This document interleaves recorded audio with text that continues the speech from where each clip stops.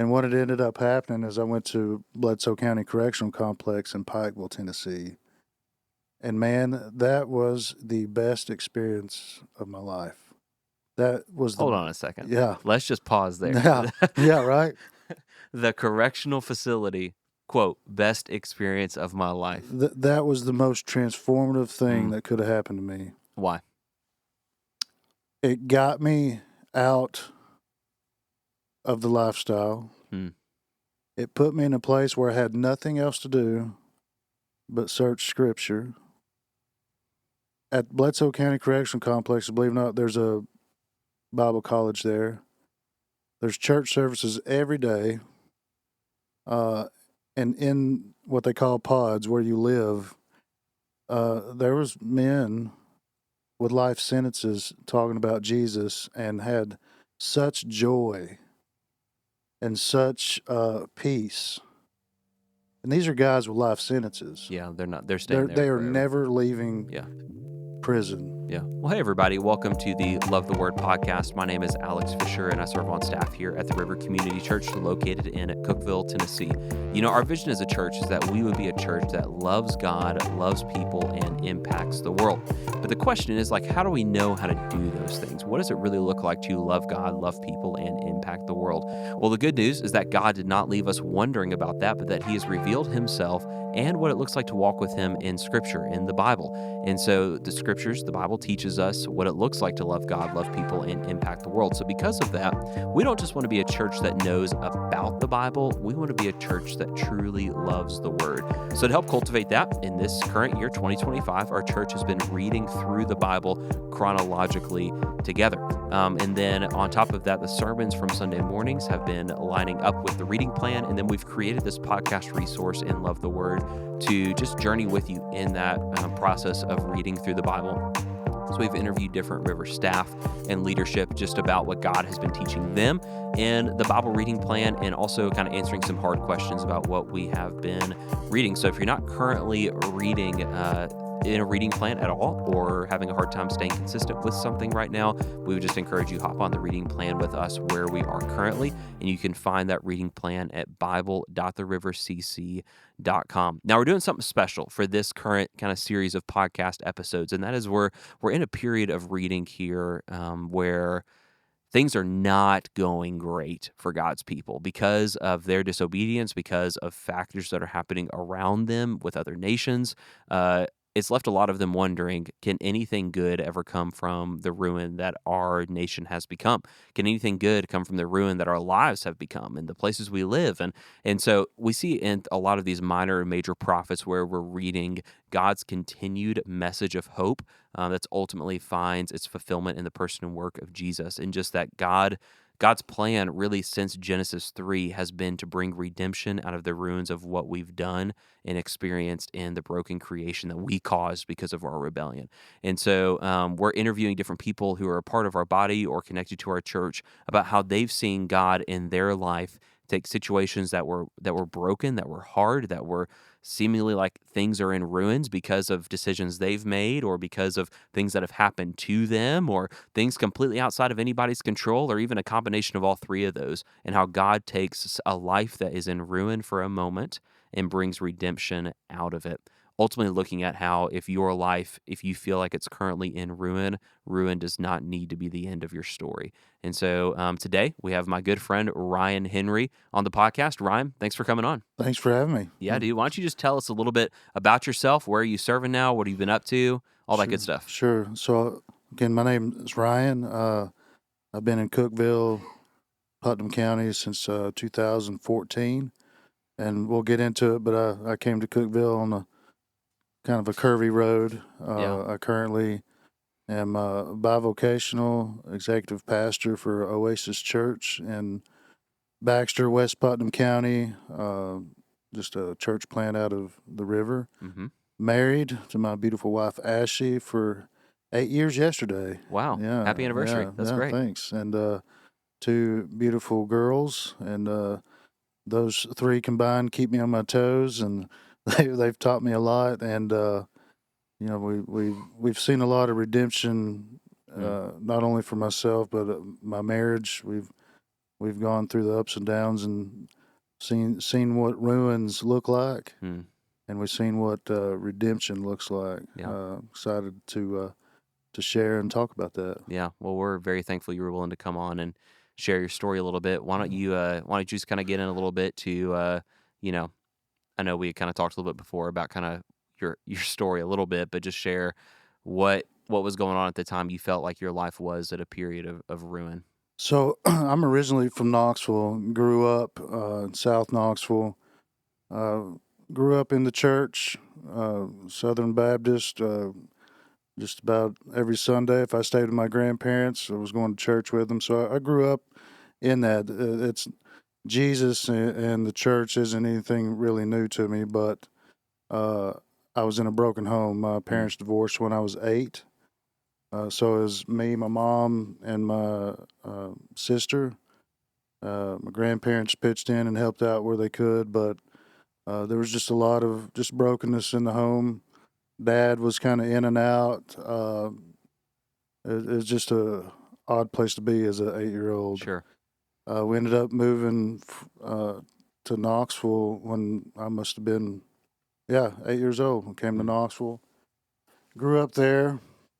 Around 18, started partying, drinking, smoking weed, just around the wrong crowd. How did that kind of start? Did you just kind of I make some friends that were not helping you, or what? How'd you get into the that? friends I grew up with, at 18, it's when everybody kind of chooses a path. Sometimes it's a fork in the road at 18. Some of the friends I grew up with, we chose the wrong path. Sure. I think a lot of that just had to do not having a dad in the home, not having a lot of direction, seeking validation, seeking worth, finding out who am I, why am I here? Yeah. Those questions. I remember thinking those questions a lot about that age, 18, of what the heck am I doing? What am I supposed to do with myself? And seeking, Yeah. and that led just, well, I'll go with the crowd, and that they're my friends, right? Ended up discovering something called Oxycontin, and they ended up leading to a 12-year addiction to Oxycontin. In and out of jail. I like to say I was doing life on the payment plan. I was in and out of jail, rehab, in and out of jail, rehab. Just this cycle kept happening. But it wasn't until 2013 I'd finally come to a point, this time in jail, my last time, and just like something has got to change. And in jail, in Knox County Jail, they have a library cart that goes around.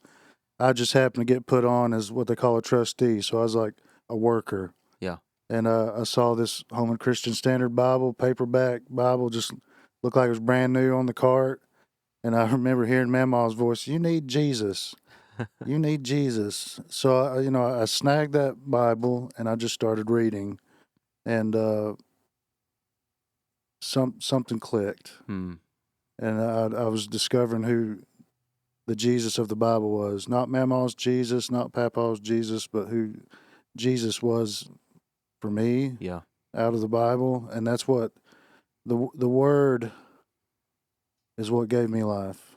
So let me ask you a question about that period of your life before we get into how the Lord changed the trajectory of your life there. When you're kind of going in and out of jail, in and out of rehab, I mean, that's a really common story of needing to go back to rehab multiple times, almost like this cycle continuously for people. Yeah.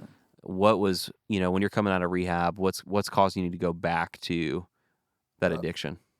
Lack of support, lack of structure, going back to the same things. It's a mindset. Yeah. 28 days in rehab's not a long time to really get your mind straightened out. Right. And the last time there was just something different that I knew I can't do it anymore. It came to a point of true surrender of the drugs and that lifestyle. Yeah. So what had ended up happening, I was in a faith-based program in Knox County Jail, and I ended up having to go to prison. So And it's like, all the movies and television shows come to mind, and you're scared to death. I'm going to prison. I mean, this is happening. There's no way out. So I knew that I was going to make the best of it. And what had ended up happening is I went to Bledsoe County Correctional Complex in Pikeville, Tennessee. And man, that was the best experience of my life. That was Hold on a second. Yeah. Let's just pause there. Yeah, right? The correctional facility, quote, best experience of my life. That was the most transformative thing that could have happened to me. Why? It got me out of the lifestyle. It put me in a place where I had nothing else to do but search Scripture. At Bledsoe County Correctional Complex, believe it or not, there's a Bible college there. There's church services every day. And in what they call pods, where you live, there was men with life sentences talking about Jesus and had such joy and such peace. And these are guys with life sentences. Yeah, they're not. They're staying there. They are forever. never leaving prison. Yeah. Now, on the other side of the coin, there's people with life sentences, and you can see the hopelessness on them. They just have a sunken face. They're kind of pale and just sickly looking. But these men that I was around that had life sentences, and they talked about the joy of the Lord. They talked about having peace and having the abundant life. I always thought the abundant life was when I have a car, a house, pretty wife, all the stuff. But no, the abundant life is having peace, joy, love, contentment. And those men really showed me that. Yeah. And so I spent all my time in prison, in church, the Bible college, the library, and just made the best of it. Now, granted, it's just like the world in there. There's anything you want is at your fingertips. But it was just something about it, like a spiritual retreat that I got to go on. I was only locked up for a year, but that's when I knew that I knew that I knew that Jesus is real, the Bible is true, that I'm going to go on and share this with people like me. Yeah. So I was there in for a year. And then come about June of 2014, I knew, my time was coming up to get out. And they give you a pair of khakis and a cheap white polo and your prison boots, and they send you to the bus station, wherever you want. I threw a dart, figuratively. I threw a dart at the map. I'm just going to go to Nashville and start over because I can't go back to Knoxville. It's just not safe, all the things. So I get out. They bring me to Cookeville to the Greyhound station, but there wasn't a bus leaving until the next day. So they decided, well, we'll take you down here to the Mission and you can catch the bus tomorrow. So, okay, whatever. And I get there and I meet the director at the time, Kim England, and she's like, well, you sure you want to go to Nashville? And I was like, well, I don't know. And she said, well, just take the night and think about it. And so I did. And I ended up staying at the rescue mission in Cookeville. About a couple of weeks later, they invited me to come on staff there. So I was living there, working there, just trying to figure out what the heck am I doing? It was just like Abraham. And like, I'm calling you from this place. I'm going to tell you where to go when you get there. And that's what it felt like. And that's okay. Well, let's just see what happens in Cookeville. And that was 2014. Yeah. Yeah. So, long story short, fast forward, I ended up working at the Mission a year. Moved out for a while. Worked at a sober living facility in Smithville for a summer, and it didn't work out. And got a call from Kim England who said, hey, I got this outreach kind of thing happening. Do you want to come take that on?" I was like, "Heck yeah!" So I ended up going back there, get a associates in religion from Liberty University. Ended up getting ordained in pastoral ministry and met my wife at what at the time was called Freedom Ministry, which is a recovery ministry through the River Community Church. Yeah. She didn't know she was going to be my wife at the time, but I figured that. That's typically how it works yeah, out. when She didn't know at the time. Yeah, she didn't want anything to do with it, bro. but my persistence paid off. Anyway, that's where I have a similar story. Yeah, that's where we kind of connected with the river and got plugged in there, and it's been a roller coaster ride. So we got married in 2017. I'm working at the mission. Brother Larry Self stepped down and chose me to take over for him, and kind of threw me in there. And I met you during that time. Yeah, that's when we met. That's when we met. You were getting ready to go overseas, or no, I was on a mission trip or something. I was serving at another church, and can't remember how we got. I think maybe someone had mentioned they were looking for. You were doing college at First Baptist. Yeah, and then you or somebody over there somehow got connected to coming and preaching some on Sunday nights. Yeah. And that's when we started hanging out. Yeah, man, that was a long time ago. That was a long time ago. I had hair then. You had a lot more hair then. I had a lot more hair then. I mean, any hair is a lot more hair than what I have right now. So. But you look good. You carry it well. Thanks, dude. So we've been at it a long time. But in 2017, my wife and I got married. And man, first 8 years, first 3 years were awful. A lot. I say a lot. All of it was me. The mission had become my identity. That had become my life. I was single. That's all I was doing, is just mission, and trying to lead people, pouring them towards Jesus, and show that they can get out of the mess they were in. And I didn't know how to adjust that, and my priorities were messed up. Yeah. I had my father-in-law and some others, so hard-headed and prideful, and just focused on what I wanted to do. That there's the saying of you forget about the Lord of the work. You're doing the work of the Lord, but forget about the Lord of the work. And that happened, and we ended up separating. I had an emotional affair. I was a jerk, man. I was a jerk, and I didn't know who I was. So Ashley and I, we separated for a year at 2020. And in that year, this is the second time that I've seen redemption and restoration in my life. The Lord that is the only reason, one, that I'm even here talking to you, and two, that I'm still married and in ministry, is the Lord. I don't know why. I don't know for what reason, but He did a work in our lives.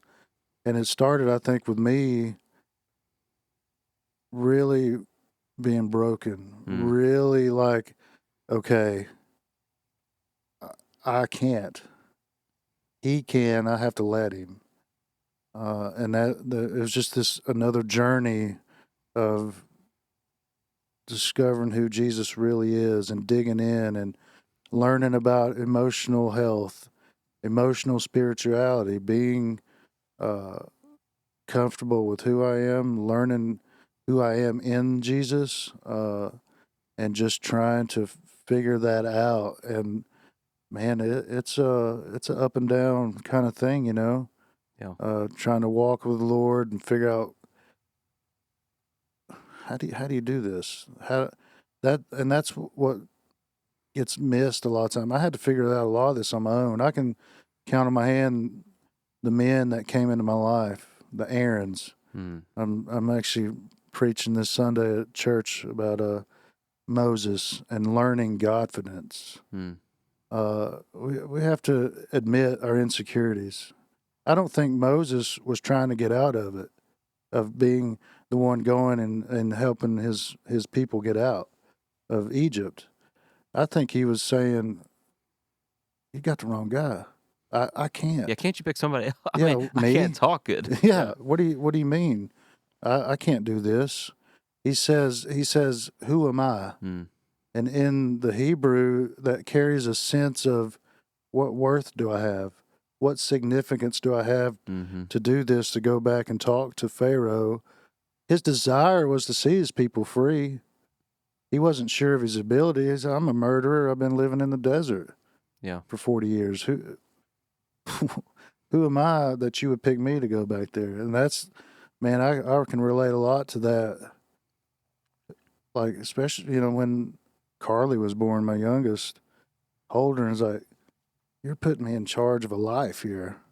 This little innocent creature, you're wanting me to, like, lead her and help her to grow up, let alone keep her alive." Yeah. So that I had to admit my insecurities. I had to rely and lean on Aaron's. God brought Aaron. Moses, I can't talk well. I can't do it. Can you send somebody with me? He said, "Well, how about Aaron, your brother? He can talk pretty well. I'll tell you all what to say." So there's that. And then being obedient with what you have. He said, take that stick. In the Hebrew, staff is literally a stick. Take that stick that you have, throw it down and watch it turn into a snake. Now grab it and then turn back into a staff. We just have to be obedient with what we have. Mm-hmm. It may not be a lot, but with whatever that little insignificant stick God will use, because Moses ended up at the Red Sea with that same stick. Yeah. And parting the sea with it in Godfidence. Mm-hmm. And I get that term Godfidence. I had lunch with Steve Taboo a couple of years ago. And Steve knows my family. They've known each other since the river started. But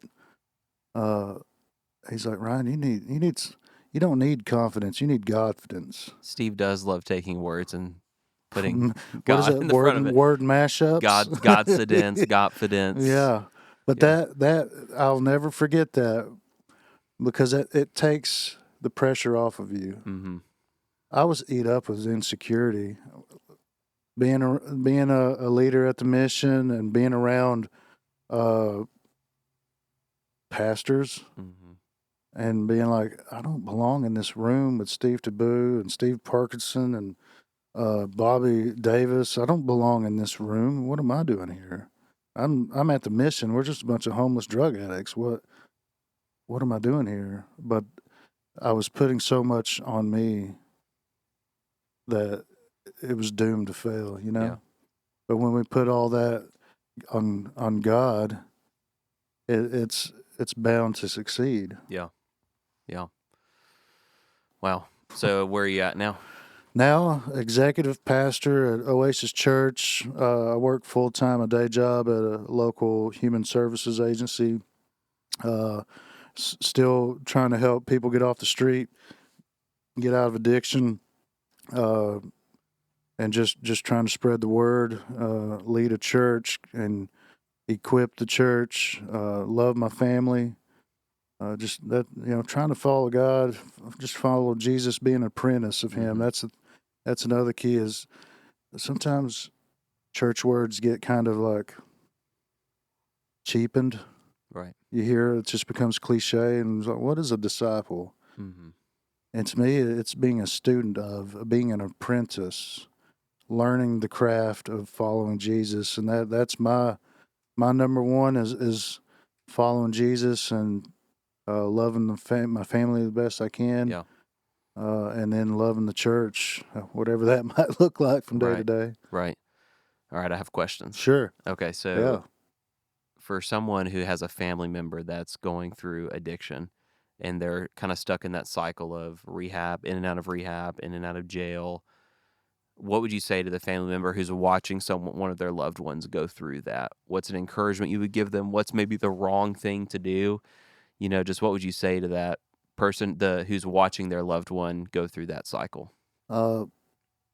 Just from my personal experience, and once I got straightened out and was clean for a while, my family started being more comfortable with me being around, and we had this kind of conversation. The biggest thing they had to do was learn what tough love meant, which meant they had to cast me aside. There's a story of Jonah. When they're like, what is going on here? The storm's going on, and Jonah is so used to the chaos, he's asleep.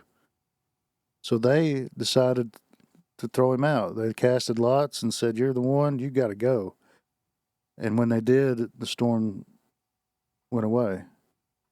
Our families have to do the same thing. Sometimes the best things our family can do is throw us overboard and hope that we find our way out, because there's so much financial drain, emotional drain, just all the stuff that was one of the biggest lies I believed was I'm not hurting anybody else. And we don't realize the ripple effect of our addiction. Yeah. And it goes from our family and into the community. I would encourage families to reach out to something like Al-Anon, find a local recovery group, whether it's faith-based or secular, and see if there's resources. In the Upper Cumberland, there's a plethora of places you could find help, because the family needs it just as much as the individual. Yeah. The individual has to want it. Yeah. The family can't want it for them. Yeah. But the individual has to want to get out. Another thing I wanted to ask you was for the individual who's maybe hiding an addiction, and it doesn't even necessarily need to be to drugs. No. Hiding any addiction. No. What would you say to that person that they're thinking? I mean, I'm just trying to think about how, we might think about this like it's like you said, it's not hurting anybody. Right. Or, hey, I can control this. I can stop whenever I want, or it's not that big of a deal. Who am I really hurting? And it doesn't, like I said, not just drugs. It could be pornography. It could be anything. A food disorder. There's so many things it could be. Right. What would you say to that person who is hiding that addiction and like, I'm just going to keep this thing over to the side. I can deal with it myself. And I'm going to throw this on the men.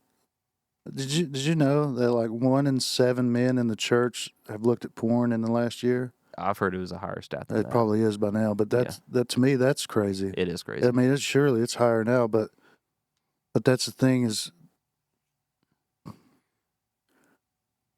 get over yourself and get honest, get real. Ask there's somebody sitting next to you that either knows how to get help or knows somebody that knows somebody. Yeah. You know what I'm saying? Yeah. Ask for help. You got to admit it to yourself first of all. Then you got to reach out and do something about it. Right. It's we all overeat, and that feeling like, oh man, I'm never doing that again. You go to Thanksgiving dinner and you're just, I'll go all out and eat everything in sight, and then afterwards you're like, ooh, I feel like crap. I'm not going to do that again. That's what they're feeling when they're watching porn, doing drugs, doing the things that they feel like they can't stop. Yeah.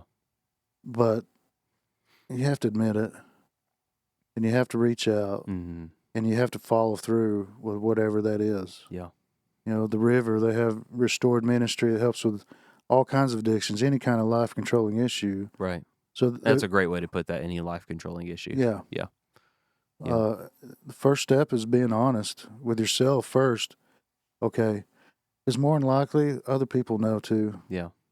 Well, let me ask a question in a similar vein to that. What about the person who's like, this is just how I'm going to be?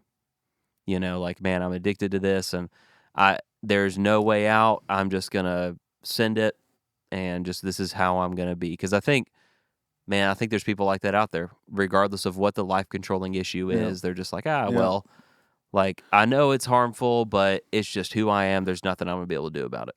Oh man, that's a good question because I was that guy too. Like I'm just going to be This is just how I I'm going am. to be a Yeah. pothead till the day I die. Well, that's a great question. I think you need to know that there's a better way that you can change if you want to. There's not a lot that can be done with somebody that doesn't want to. Yeah. Yeah. If they want to stay that way, it's going to take some outside forces, consequences to get them to even consider that. Yeah. Just my And opinion. honestly, like you said, those consequences could be the greatest grace that God could give you. Oh yeah, for sure. Yeah. It was for me. Yeah. Yeah. Well, I mean, just what I hear in your story is not, I mean, obviously we all see redemption a lot, but you talked about two major areas of your life where you saw redemption, and whether it's relational redemption or redemption in the area of an addiction or something like that. I just really appreciate your honesty, your vulnerability, and wisdom on what to do in those situations. And I